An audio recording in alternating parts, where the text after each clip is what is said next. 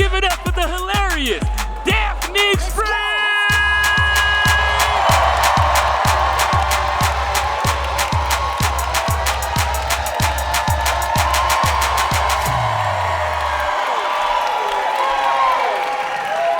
What's up?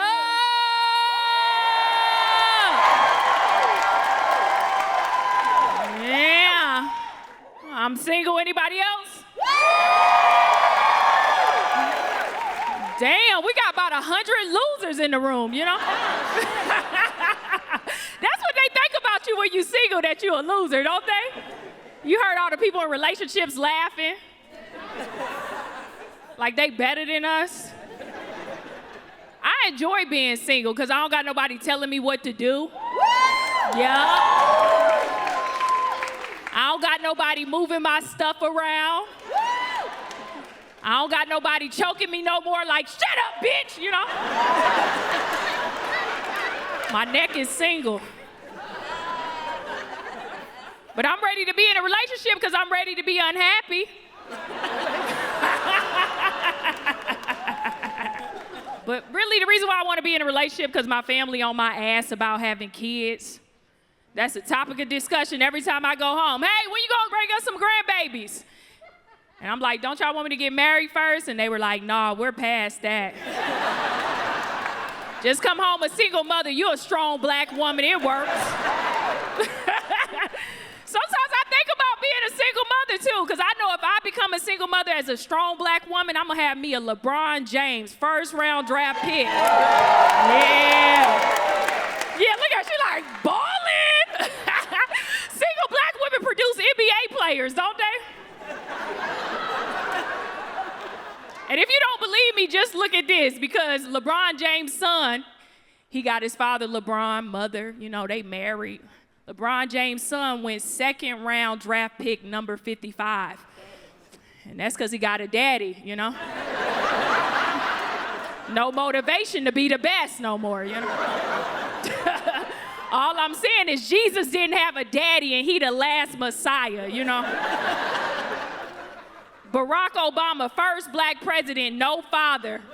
All I'm saying is I'm sitting on presidential pussy right now.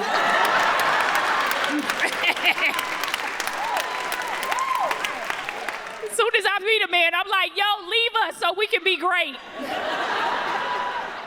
But another reason I don't have kids is because I blame it on my generation, man. We not reproducing, we not procreating. I'm a millennial. Yeah. Any millennials in the room? Clap it up. Yeah. Now watch this. Any millennials with kids? You see that? Just them. That's all of humanity sits on you. That's it. Yeah, for us millennials, most of us, dogs are the new kids. Ain't that right? Yeah, they say only 32% of millennials are having children. Yeah, dogs are the new kids. I met this girl and she was like, yo, I want to introduce you to my son. And her son was like, arr, arr. I was like, damn, bitch, you look like your son. Bite.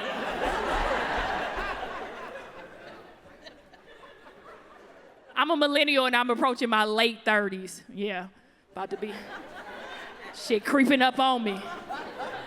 And millennials like me who wait so late to have kids, the baby end up with autism.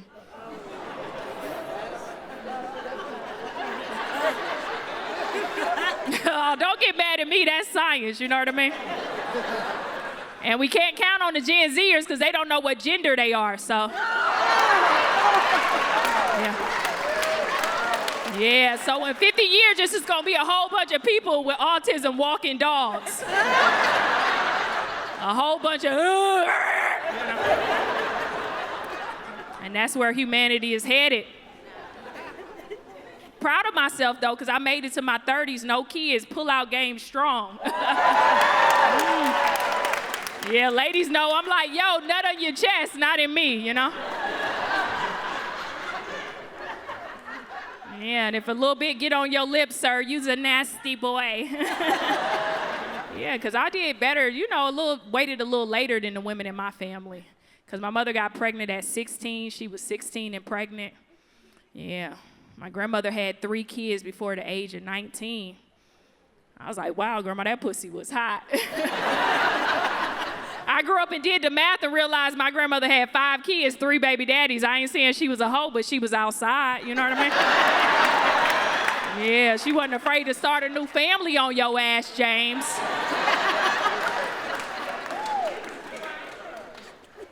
And that's crazy because we're all here because of baby boomers. Any baby boomers in the room, clap it up. Yeah, they can barely clap because they knuckles swollen. That arthritis kicking your ass, sir. But thank you for your services. We appreciate you. We're all here because of baby boomers. Yeah, but sometimes y'all baby boomers had too many kids. I be thinking about it. How many kids do I want? I think I want 2. 2 is safe. Don't y'all believe that? Yeah. Yeah, people that have 3 or more kids, you're going to have you a trial baby. One of your kids going to court, you know what I mean?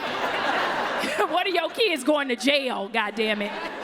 But I'm back outside. Dating is hard, isn't it? Yeah, it's difficult. Dating is difficult. Yeah, so I got on the little dating app. I got on Hinge. Yeah, I didn't know Hinge was whitepeoplemeet.com. I was on there liking black men, and they was like, yo, bitch, get out of here. I'm looking for me a Heather in yoga pants.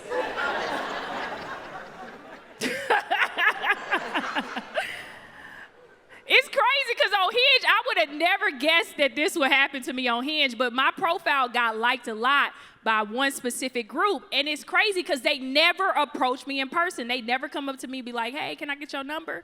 But on Hinge, they was liking my profile heavy. It's white men between the ages of 26 through 31. Yeah, that's my little sweet spot. I had this white guy, he liked my profile, and he was like, what's up, baddie? And I was like, yo, Connor, don't talk to me like that, bro. Take the hip hop out of your voice, you know what I mean? Talk to me about some stocks and bonds, do my taxes. And he was like, they not like us. And I was like, no, you're not like me, okay? Get sick of dating, though. Man, went out on a little first date recently with this guy, and he hit me with it straight on the first date. He was like, yo, I got a seafood allergy. And I was like, yo, you's a bitch. You're supposed to grow out of allergies as a man. You can't be 35 with an allergy. You's a bitch. You might as well transition, you know what I mean? Because I can't date a man with an allergy because I can't date anybody I can easily kill.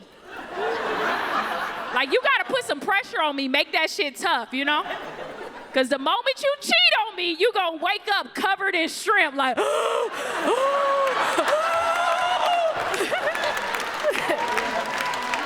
and I'm gonna be standing by the door with an EpiPen like, yep, call that bitch. See how fast she can come over here and save your life. Number 1 quality women looking for from men is cash apps. Ain't that right, ladies? A couple of y'all bitches don't know how to ask for money. They like, girl, we can get that? Yeah, just send a request. Second quality we want from men is we want men to be protectors. Yeah. Men need to be ready to fight at all times. Look at him, sir. You didn't even flinch. You wasn't ready. You're not a protector. Girl, run. I went out on a date with this guy, and I was like, yo, that's one of the qualities I look for in a man. Are you a protector? And he showed up to our date with flip-flops on. And I was like, yo, I can't do this. Because anytime another man can step on your pinky toe and take you out, you can't fight, you know what I mean? You can't protect me. And in my 30s, boy, I hate to say it, when I'm in my 30s dating like this, like every date I'm like planning my wedding, you know? Second date, I'm showing up with a wedding dress on like, hey, let's go to the courthouse. I'm pregnant.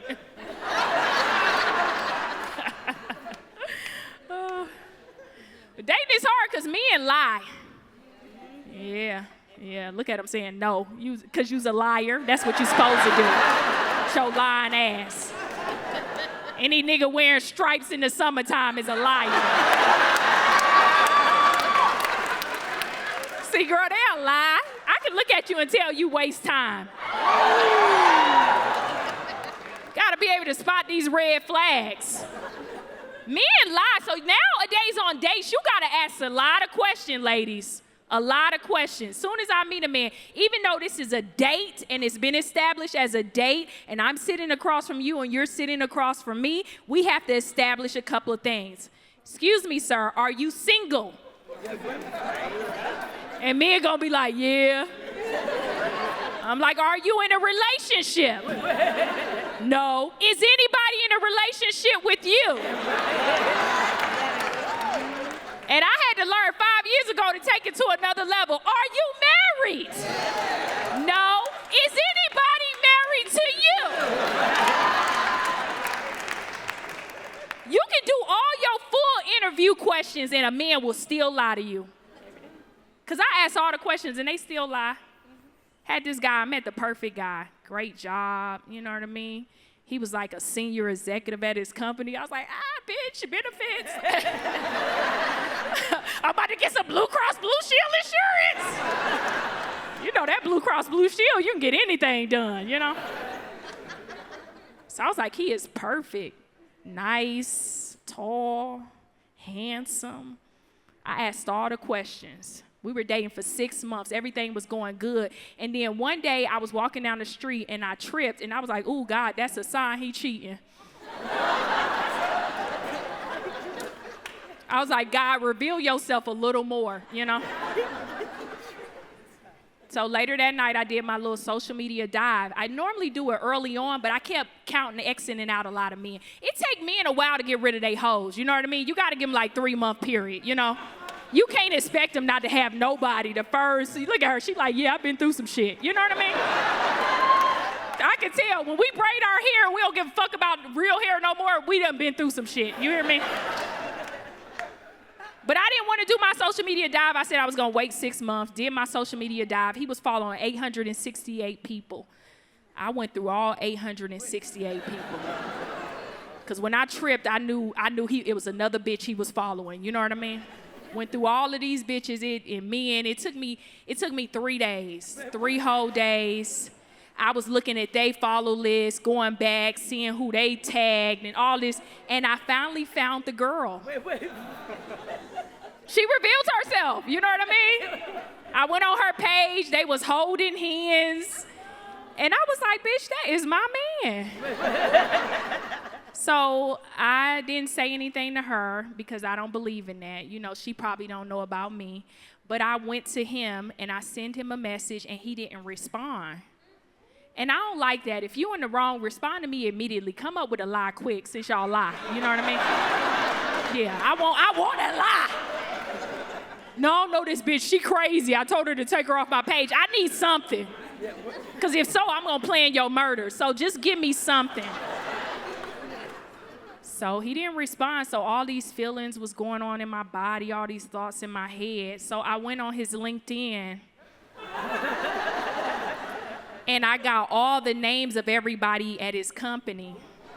And then I went to the company's website and I got the email formation and it was firstname.lastname@thecompanynames.com. I see all my crazy bitches know what I'm talking about.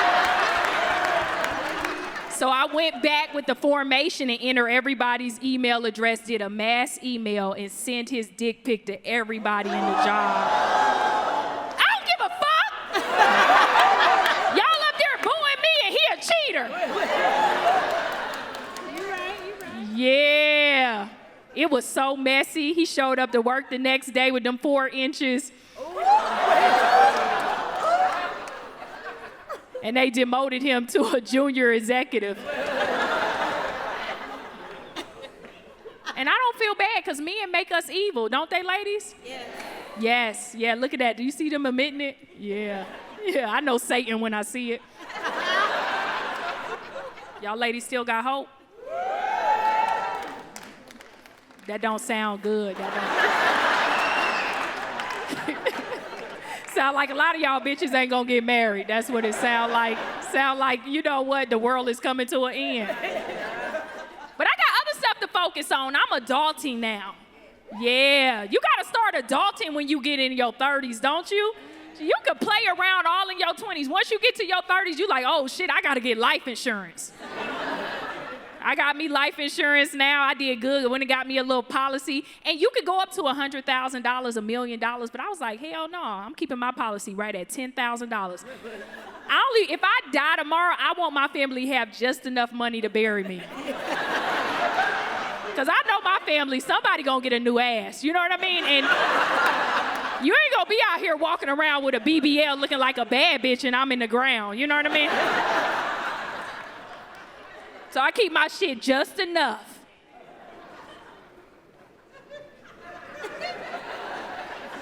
That's my mama laughing in the back because she knows she gonna get her booty done.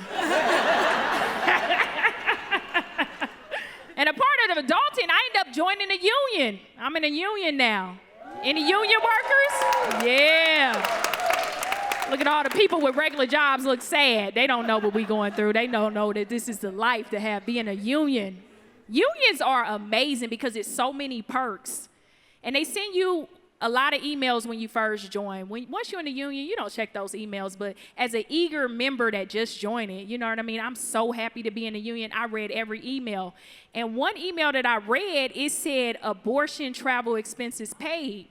They're now paying for women to go to another state and have an abortion, and they'll pay for your flight, hotel, ground transportation, and per diem for food.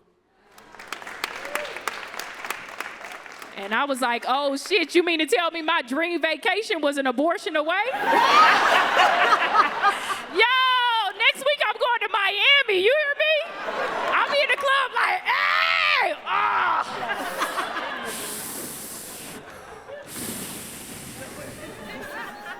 About 3 months I'm going to Puerto Rico. Turned up like, fuck them kids. But my biggest fear about abortions is when I show up to heaven if God hand me all my kids back. Like I'm 93 and he like, yo, you gotta raise these babies. And I'm like, God, this is 3 kids, you know what I mean? I only had 2 abortions. I only went to Miami and Puerto Rico. He was like, yeah, but you remember when you went to Six Flags? And I was like, oh. Come on with your mama. Family stopped caring about my birthdays, though. What age do y'all think families stop caring about your birthday? Stop celebrating you with gifts. Somebody said 30. Damn, they got a good family.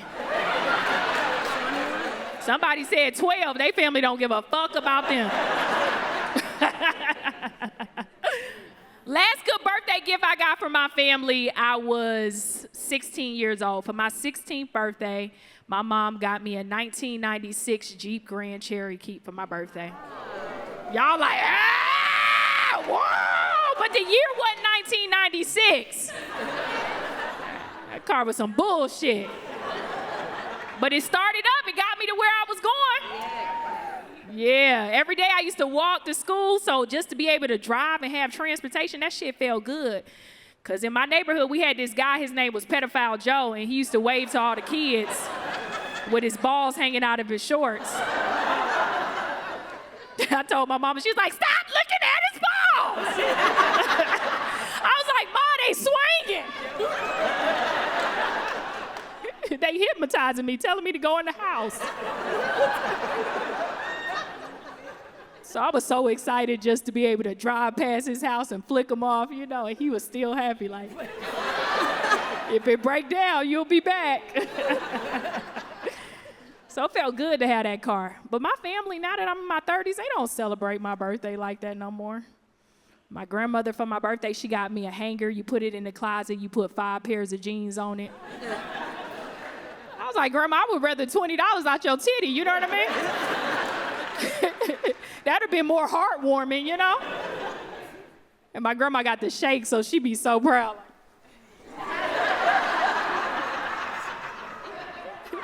And I don't know what it is, but I copy people's mannerisms, so when she shake, I shake too.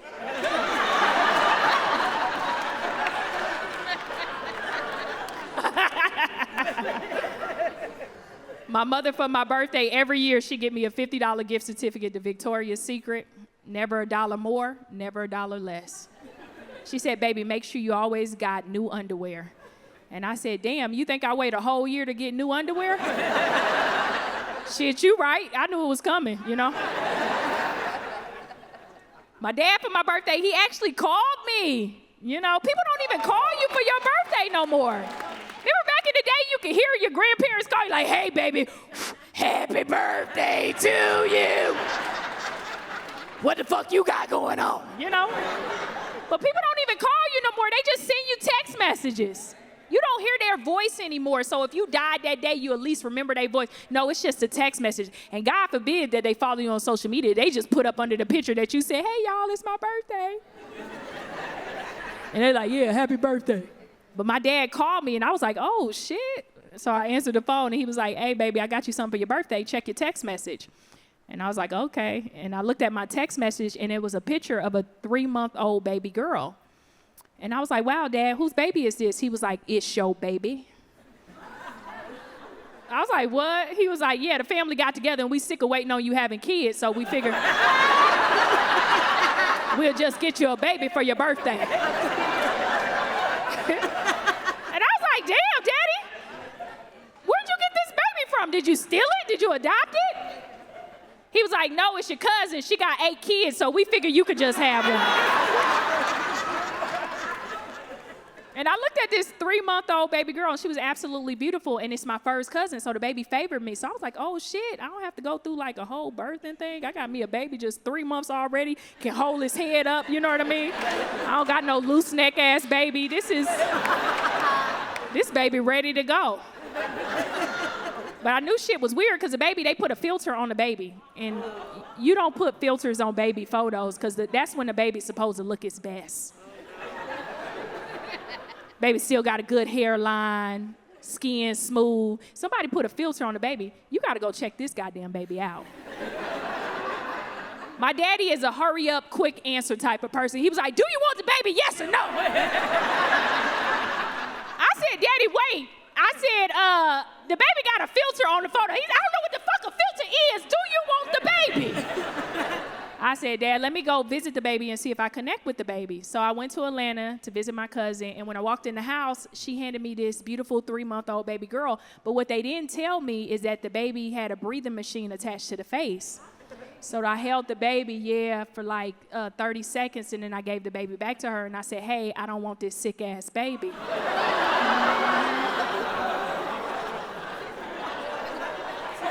I was like, this baby got a salvage title. This baby got a lot of damn water damage. This baby is a lemon. I don't feel bad. Don't nobody in here want no sick-ass baby as a gift. Don't cover up your damn laugh. You know you don't want that baby. I said, bitch, line up your other 7 kids. Let me pick from one of the good ones. They was dancing and shit. I was like, nah, y'all ain't gonna go viral. I'm out of here. And my cousin, before I left, she all walked all over. So, and she said, I already got the baby stuff pack. You sure you don't want the baby? I said, bitch, you don't want that sick-ass baby. That's why you trying to give it away. I don't care if y'all judge me. This is a real-life story. Some comedians up here laughing. I'm telling y'all the goddamn truth. I'm gonna say what's on my mind. I want a baby with a clean title. What scares me about getting older, though, is I'm starting to realize as I get older, I'm starting to turn into my mother every single day. Yeah, I used to look at my mother as a child like, ooh, bitch, I will never be you. Never. Now I just wake up in the middle of the night like, who the hell left all these damn lights on? And I live by myself. I left them damn lights on. It was me. Crazy. What scares me the most about turning into my mother is she loves to watch the news. You know, once you turn 50, you watch the news every day, all day. Yeah. And I don't know if you know people that watch a lot of news, but they feel like the world is a far worse place than it actually is. So every time I call my mother with something exciting, she likes to hit me back with fresh fear. Call my mother up. I say, hey, Ma, I'm going to Vegas.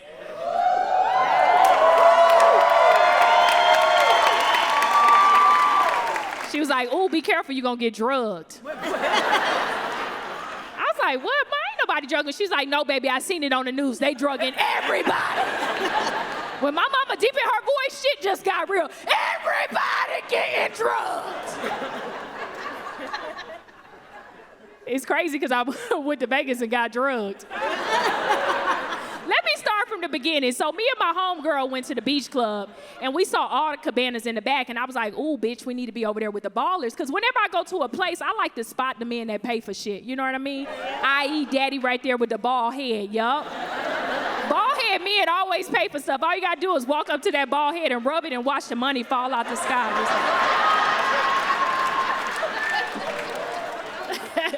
And I don't care if you got your wife, I dance on her too. Like, hey. As soon as I get my free food and drinks, see y'all later. My girlfriend, she a Debbie Downer, so she was like, "No, you have to have a wristband to get in the cabana section." And I was like, "Bitch, these titties are the wristband. Let's go." Ladies know about them wristband titties. I see them out tonight, yeah. Even your little bumps, you got them out too. Like,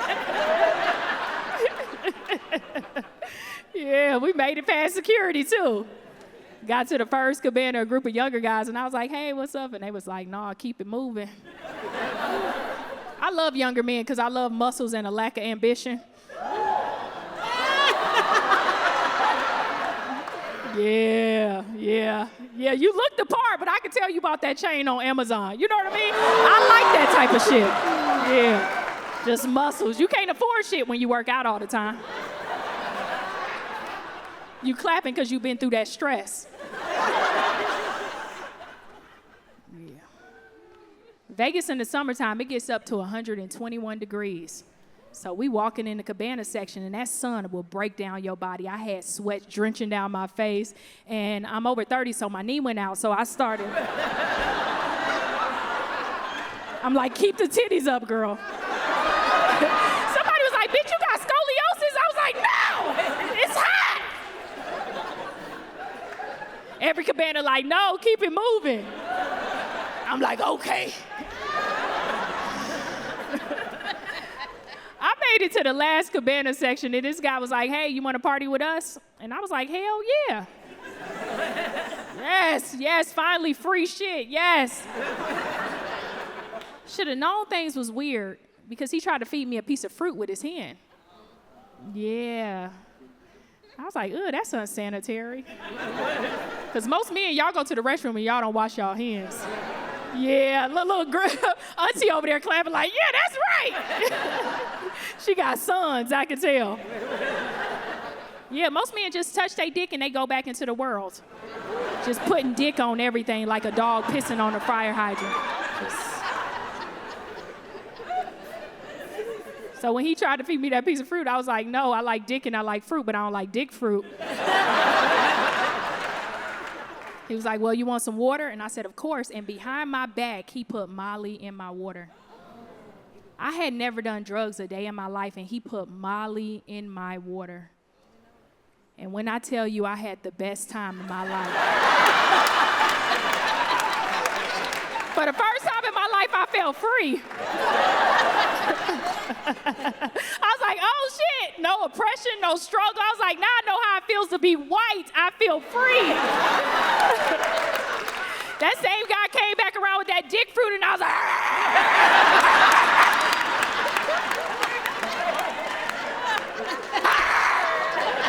I made a smoothie with my mouth.